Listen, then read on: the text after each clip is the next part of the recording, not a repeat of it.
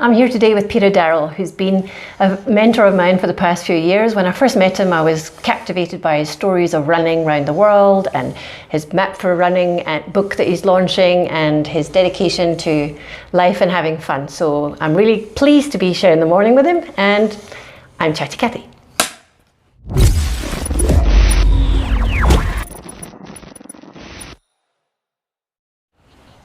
So, Peter, tell us a little bit about yourself. Have you always been sporty? You've had so many comrades under your belt. How many have you had? Kathy, I've actually started 25 comrades, finished 17, Wow. was in the cut-off, and yes, but Okay. I've been sports mad since I was a kid, and Because I was introduced to you at a sporting event, a running event actually, where you started talking about some of these different marathons and races that you've done around the country. You and your wife have done how many challenges? the 1,000-kilometre challenge has been going for 28 years, and this is the 29th year. We have completed 28. I think I've actually done 27 and a half, and Sue's done 28. But what is the 1,000k challenge? What does that mean? It's to run in official road races the total mileage you do during the year. Okay. So it's in actual races, not just training runs. Like a timed event. A timed event, but an official event. Okay. A park run today counts, but your club time trials don't count. Okay, all right. And, so, having been involved in running, so I know from your history that you've been a participant in other sports. What else have you done? you name it, and I've probably done it. But cricket was my other great love. Okay. And I played a lot of cricket.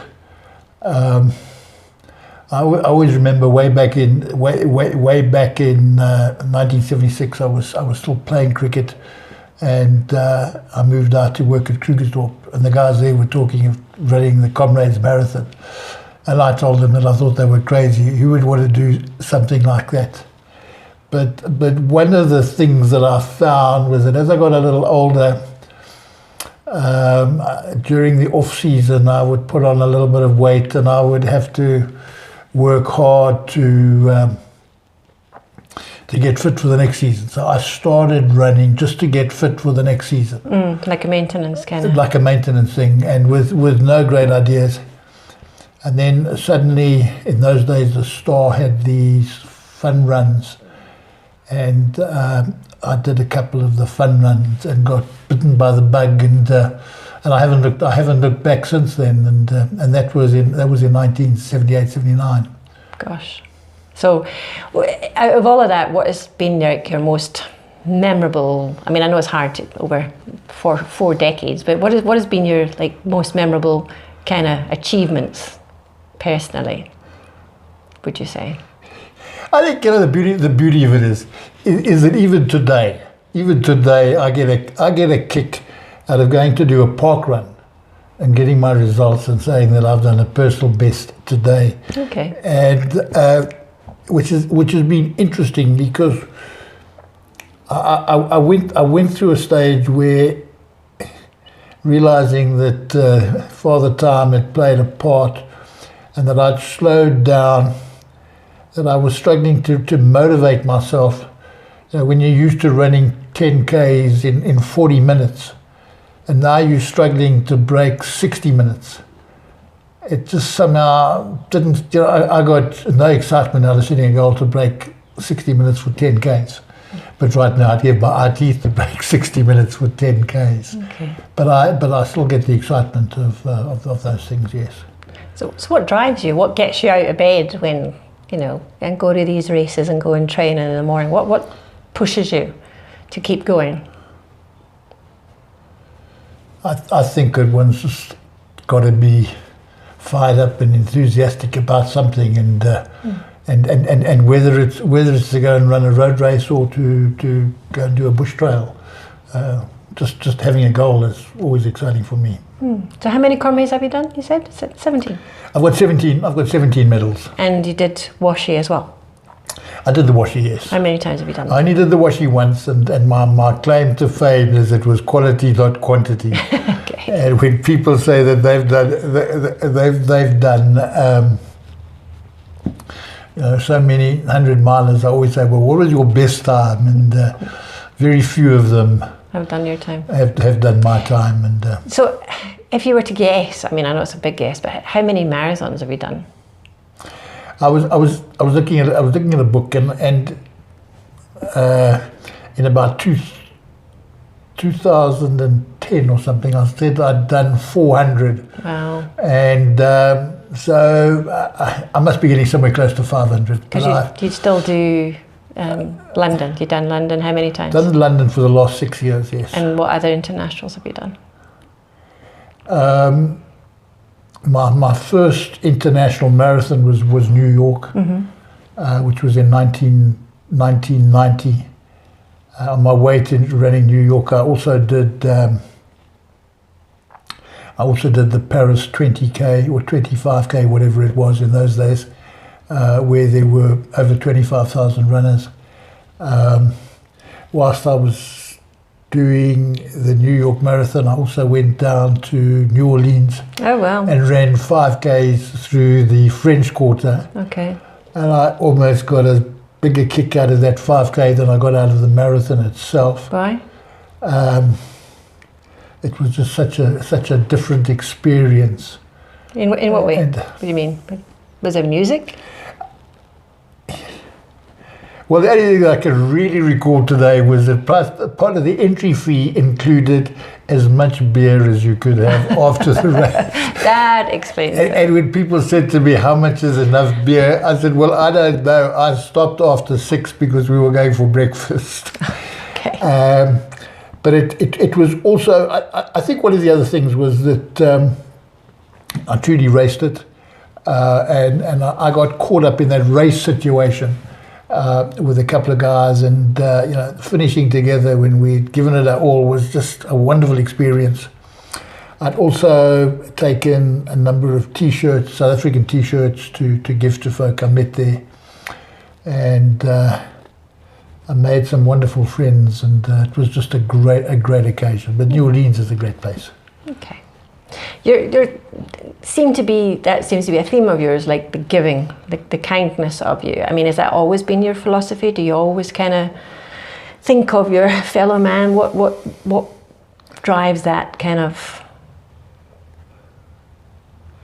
I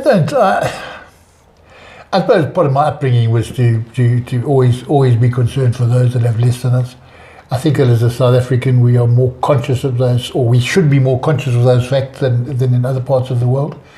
And so there's been that side, but it's never been a conscious thing that, and I don't even list it as something that I've got to do. I just give as and when. So where were you brought up? Where are you from? Are you South African born? I'm a bit of a rolling stone. I like to tell people that I was born in the Central African Federation of Southern Rhodesia, Northern Rhodesia, and Nyasaland. But I then add that I left the Federation to come down to the Union of South Africa. So I'm not really a Wenwe as such.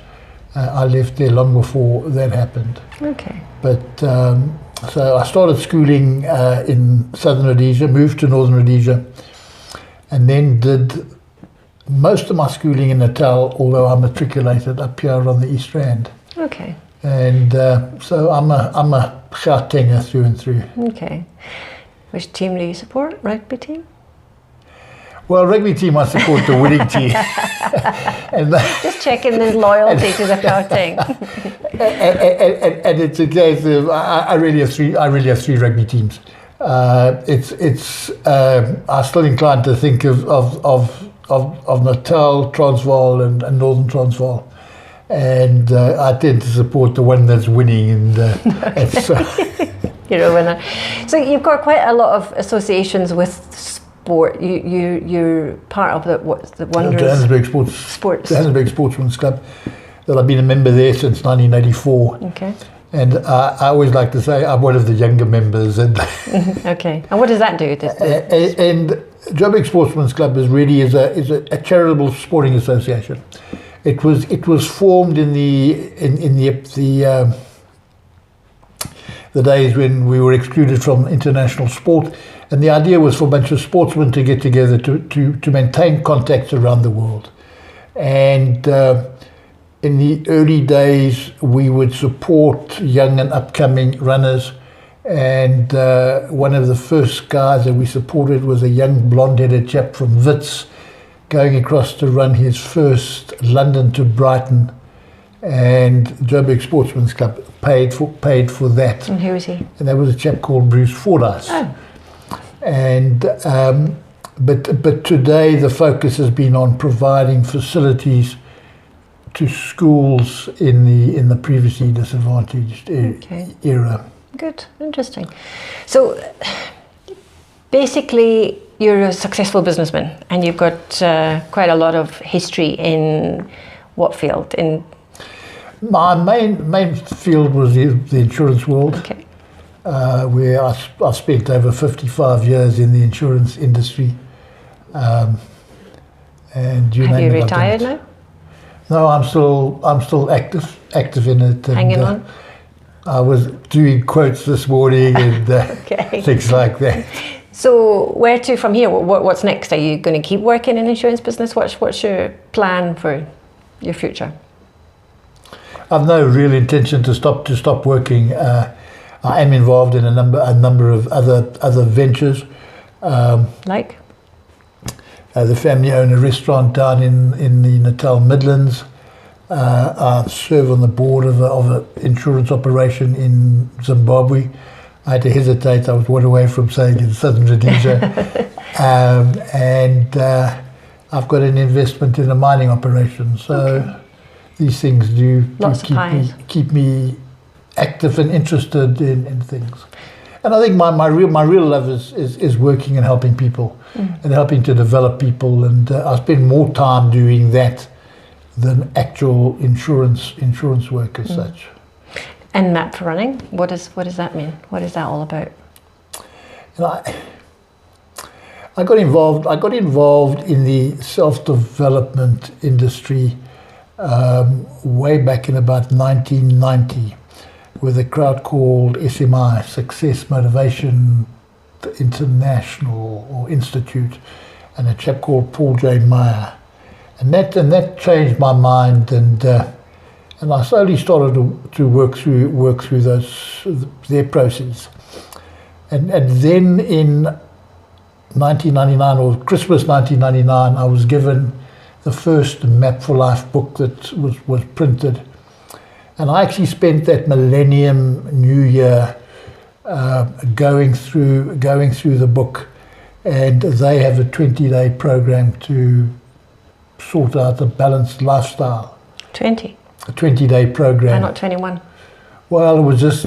I'm teasing. They had 20 steps, but I did the 20 steps. The 20 steps in 4 days, going through all of the lot, and it changed my life. And so I've been involved with Map for Life from those days. And being involved with Map for Life led me to come up with a program for runners, because I felt that a lot of runners lost direction. They became so concerned about their running goals that they would neglect family and jobs and things like that, focusing purely on running. And I think there's a lot more to life than just running. Okay, so the Map for Running is... And that's where Map for Running comes from. It's aimed specifically at the runner, at the serious runner, somebody who wants to improve their running. But the subtle message is to stop and have a look at other areas of your life, and hopefully it will lead them to other areas and consider things like their families and their jobs. So you're quite a strong advocate for the retirement movement. Will you explain what that is? That kind of... You know, I suppose part of it's related. It's age related, and one of my stated goals is that I want to help people move from reactive retirement to proactive retirement. Too many people set out and just focus on one day I'm going to retire. There's going to be a golden handshake, and I'm going to drift off into the sunset. And I think there's more to life than that. And my whole focus is to try to get people to think about doing something proactive. And I only this morning doing my devotions, I came across the fact that Noah was 600 years of age. Okay. When he built the ark. And I'm saying, well, if Noah can get to 600 and still have a job like that to do, there must be hope for me. Okay, so you talk about your devotions. What does that mean? What do you mean by devotions? Well, part of my early morning program is to spend some time reading God's word and going through it and gratitude. And do you keep journal? I keep a journal on. I'm a little bit of a process driven person, and that I keep a journal, and I can say that today was day 683 of where I've written down my gratitudes for every day for 683 days. I can also tell you that I'm on 728 days where I've walked or run every morning or every day since I last had a day off, that type of thing. Gosh, so you're dedicated and disciplined. I don't think of it as dedicated or disciplined. That's just a case of something you do. Something I do, and so it doesn't require like effort now. It's a habit. I think it's become more than a habit. It's like brushing my teeth in the morning. Okay. The first thing I do in the morning, well, before I even brush my teeth, is to put my tackies on and head outside. So, what keeps you so optimistic? How have you? Did you grow up with the same kind of optimism and competitive, go get them kind of attitude, or is it something that you've created through your development courses that you did in the 90s? I think it came with the development courses. So it was reinforced with them. It was reinforced with them. When I look back on my life, there's no doubt about it that up until 1990. I hate to say that I just drifted, because it wasn't just drifting, but you lived. But I lived and enjoyed life, and sense of purpose, maybe. But there was no real sense of purpose. It was a case of, it was a reactive lifestyle.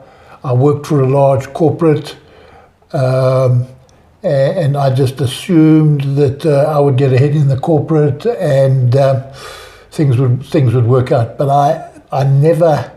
Yes, I had academic goals that I set out to achieve certain things like that, and worked quite hard on some of those sort of things, but not with the same drive and dedication that came later when I learnt about goal setting. So you're obviously an optimist. You always look for the good, always find the good side. Or do you ever get down? I'd like to say no to that, but I think we all have days when it doesn't quite go as we want to, and I tried to adhere to something like a 90-second rule or something like that. And over the years, I've tried to cultivate those sort of habits. I take something like road rage. And I think we're all inclined to, from time to time, lose our cool. But that's something that I specifically focused on. Mm-hmm. And I would like to think that I don't get too carried away in traffic, even when we have the proverbial taxi driver. But it's something that I had to work very specifically on. Okay. And that I've got to sort of stop and think about it. But I try not to react, yes. So you're quite a passionate nature lover, and your passion for the rhinos and that kind of conservation. How are you involved in any way, or is it just a hobby of yours? I've always loved nature. I grew up from a young age going to the game parks and things like that. And as a primary school boy, I fell in love with the Kruger Park, and I almost wish I'd recorded how many times I've been to the Kruger Park. But it's close to my most favourite place in the whole country, and I go regularly. I got involved with rhinos just because it came with a business opportunity, and over the years I've had debates with people about what we call to do, and I'd always felt that humans were more important than animals. And so I actually surprised myself when I got as involved with the rhinos as I did get, because I'd been inclined to knock people who were looking after animals rather than people. And okay, so to sum it up, if you were to summarize your life, what would you want your legacy? What would you like to be remembered by? What legacy are you hoping to leave behind? Well, I just talked about how I live and I love and I learn, and I'm leaving a legacy. And I think it's a legacy that I try to look at least once a year to see what sort of legacy am I leaving for my family, for my grandchildren, in particular, what I'm leaving in the business world, and what I'm doing in the community. But I'd like to be remembered as somebody who made a difference. Good. Well, I'm sure you are. Thank you for taking the time out, and thanks for talking to me on Chatty Cathie. Thank you, Chatty Cathie.